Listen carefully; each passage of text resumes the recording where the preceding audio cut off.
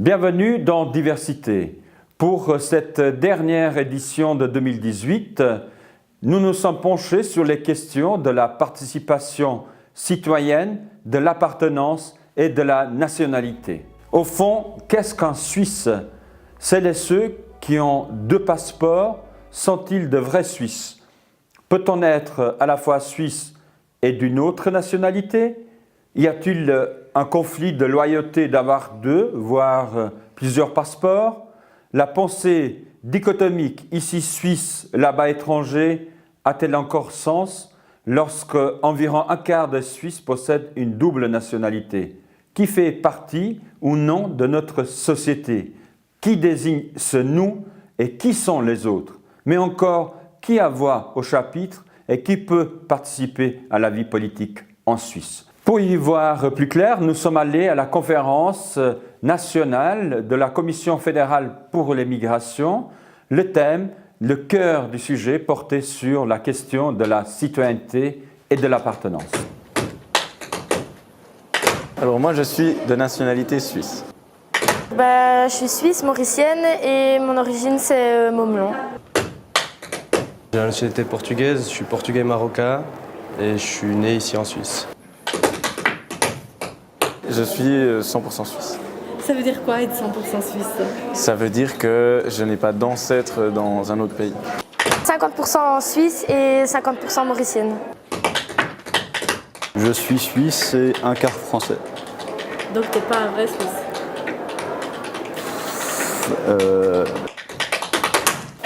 Ça, c'est la question à 1 million. Ça fait des années que j'y réfléchis, je n'ai pas la réponse. Chaque année, la Commission fédérale des migrations organise une journée. C'est un peu une journée de réflexion où les personnes qui sont sur le terrain, surtout, se retrouvent pour traiter souvent des questions un petit peu plus générales, un petit peu plus abstraites peut-être, mais qui sont importantes parce qu'elles sont finalement directement connectées avec la pratique quotidienne dans le domaine social, dans le domaine économique. Donc un public très vaste finalement.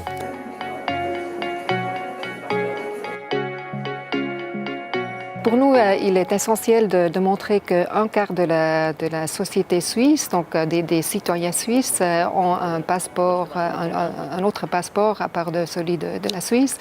Et pour nous, c'est essentiel de le diffuser à un public plus large et de mettre dans les têtes qu'il y a vraiment une réalité, qu'il faut admettre que c'est une réalité. Il y a certaines personnes qui voudraient bien qu'on soit au clair sur qui est suisse, qui n'est pas suisse, pour que des politiques puissent protéger exclusivement les Suisses, parce que c'est vrai qu'aujourd'hui, on a peut-être plus besoin de politiques de protection dans le domaine social, la concurrence est plus forte. Le statut du binationalisme est certainement une réalité sociale, ce n'est pas encore une réalité politique pour l'instant. À savoir qu'à ma connaissance, en tout cas, il n'y a pas de mesures spécifiques pour penser l'articulation des deux nationalités.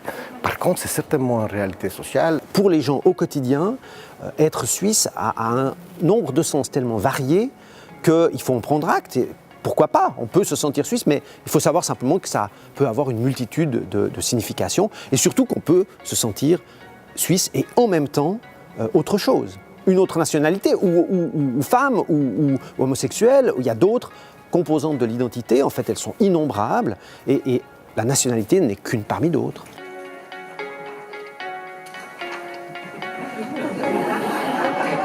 La question de la double nationalité reste une question importante parce que c'est elle qui donne les droits et c'est elle qui donne les devoirs. Donc il y a à la fois eu un estompage finalement de la question étranger, suisse de l'étranger, et en même temps il y a une réalité juridique qui nous rattrape par le fait de l'appartenance encore légale par un passeport à tel ou tel pays. Le binational, pour certaines forces politiques en Suisse, est souvent vu comme étant quelque part manquant de loyauté à l'égard des institutions helvétiques. C'était les débats qu'il y a eu par ailleurs avant d'abolir l'idée que le fait de devenir suisse impliquait de renoncer à la nationalité du pays d'origine. Je suis donc suisse, mais aussi française, née en France d'un père né d'une mère française et d'un père suisse. C'est vrai que cette question de la loyauté, on nous la pose et je pense qu'on doit se la poser soi. Si je prends mon cas personnel, j'exerce mon droit de vote en Suisse. Je considère que n'y vivant pas, ne pouvant pas avoir accès par exemple à la rente vieillesse, je ne vois pas pourquoi j'aurais j'irai donner mon avis. En revanche, quand la question engage la Suisse dans ses rapports à l'international, dans ses rapports avec ses voisins également, ben là, je me donne le droit et je me trouve une certaine légitimité aussi d'apporter mon point de vue, et qui est aussi peut-être mon intérêt, mais qui est d'abord mon point de vue de Suisse à l'étranger sur cette question-là. Donc la loyauté, je crois que chacun doit y répondre au quotidien, dans sa propre pratique, mais pour l'essentiel, on y arrive. On pourrait même se poser la question pourquoi la loyauté est culturalisée. N'est-ce pas? À savoir, vous l'évoquez vous-même, ça viendrait d'origine ou de spécificité, mais je pense que s'il y a quelque chose à quoi il faudrait déjà être loyal à la base dans un modèle démocratique, c'est aux principes démocratiques, à la citoyenneté, aux droits, au respect des droits fondamentaux. Et une fois que ceci est acquis, si des gens ont envie de demander des formes de loyauté, pour moi le concept de loyauté est très moral. Et je fais de la théorie morale, je comprends bien la chose, mais en même temps, ça veut dire quoi être loyal? Est-ce qu'un député de la droite conservatrice qui s'opposerait au financement de crèches face à un concurrent socialiste qui serait pour financer des crèches, est-ce qu'il y en a un qui est plus loyal que l'autre? Et pourtant, les incidences de ce choix-là pour la vie de beaucoup de femmes sont énormes, n'est-ce pas?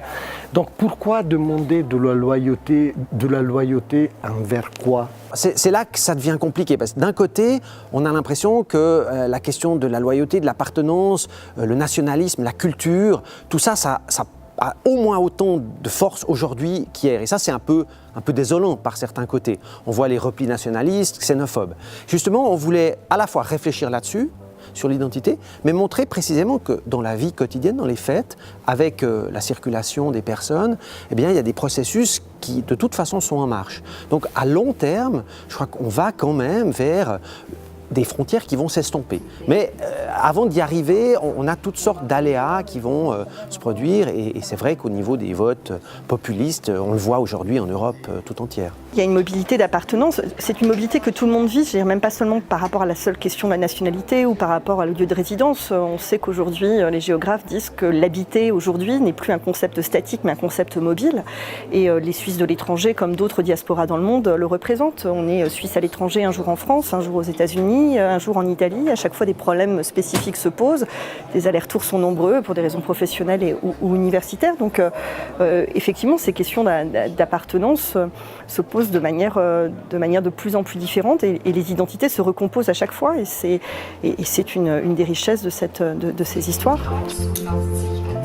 Donc nous constatons que cette réalité n'est pas vraiment dans la tête des gens, c'est plutôt encore une réalité, un fait qu'il faut diffuser, qu'il faut en parler, etc. Donc c'est une possibilité aujourd'hui de le faire, mais on a mandaté une étude pour qui va sortir en décembre, et on aimerait bien vraiment diffuser cette information à un public plus large. L'étude est faite, elle a été faite par le professeur Blatter qui a parlé aujourd'hui, et elle donne précisément un portrait de la situation de la double nationalité, de la multiple appartenance plus généralement en Suisse. Donc cette étude va être accessible très bientôt, et elle est déjà résumée dans le dernier numéro de notre journal Terra Cognita.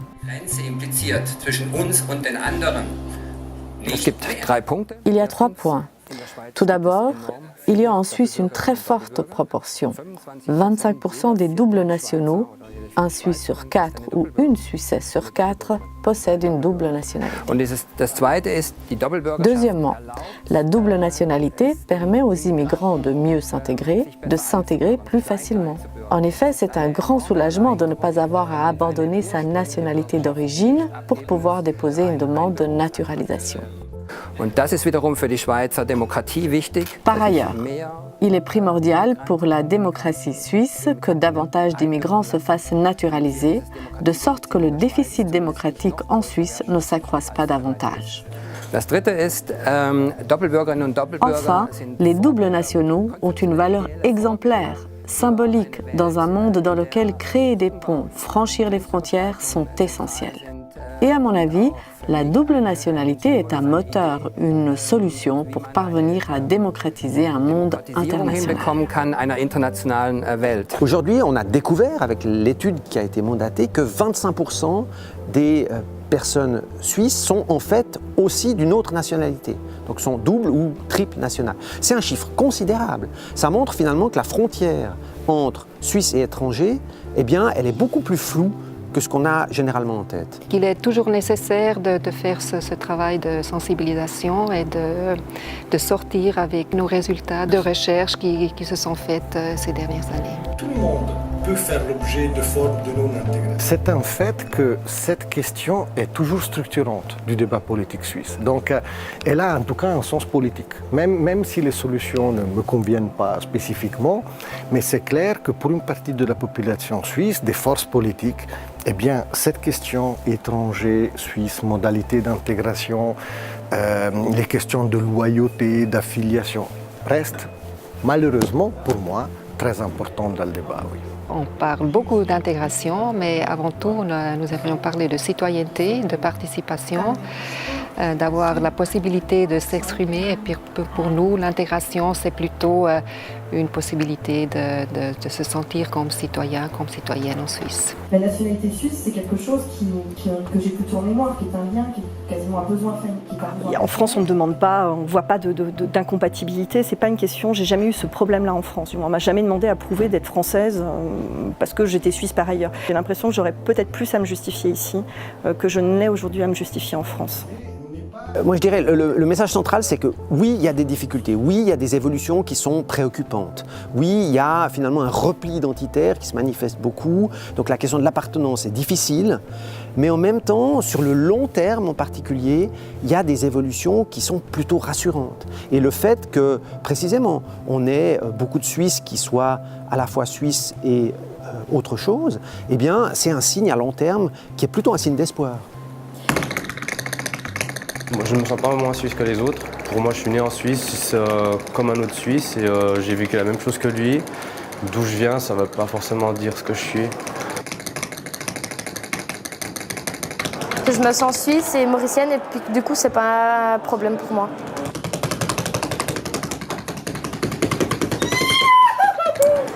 Pour moi, oui, je suis un vrai Suisse. Le fait que je sois un quart français ne me dérange pas. D'ailleurs, personne ne le sait, quoi. Quelqu'un qui a la double nationalité n'est pas forcément moins suisse que moi. Je trouve qu'il est intéressant en Suisse, c'est qu'on trouve aussi beaucoup de personnes de différentes cultures et selon moi, c'est plutôt une richesse.